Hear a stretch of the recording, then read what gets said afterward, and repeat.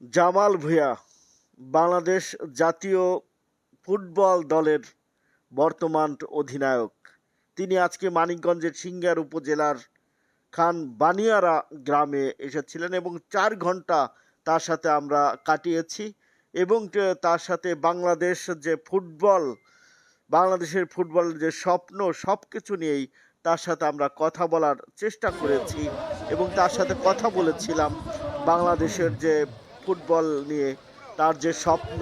সে কিন্তু এই প্রথম বাংলাদেশের কোনো একটি গ্রামে অর্থাৎ ফুটবল উৎসবে প্রত্যন্ত গ্রামে এসেছেন এবং কি আমাদের সাথে কথা বলেছেন। তার সাথে কথা বলে মনে হলো যে সামনের যে ম্যাচগুলো রয়েছে বাংলাদেশকে ঘিরে সেটাকে তিনি ভালো করতে চান এবং এশিয়া গেমসেও তিনি অনেক ভালো করতে তার আগ্রহ রয়েছে এবং গ্রাম বাংলার প্রতিটি স্থানে তার ভাষ্যমতে এখানে খেলাধুলার যে সংকট রয়েছে মাঠের তা কাটায় উঠলে সেখান থেকে ভালো ভালো প্লেয়ার হওয়া সম্ভব এবং সেখান থেকে এবং জাতীয় দলের অনেক খেলা প্রদর্শন করা সম্ভব তিনি মনে করেন।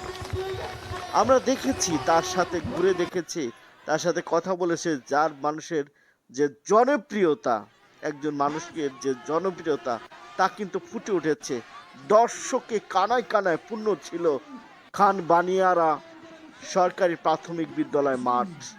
সেখানে গ্রামের মানুষের যে একটা উল্লাস, উদ্দীপনা বা উন্মনা সেটা কিন্তু আমরা দেখেছি, উদ্মনা সেটা কিন্তু আমরা লক্ষ্য করেছি।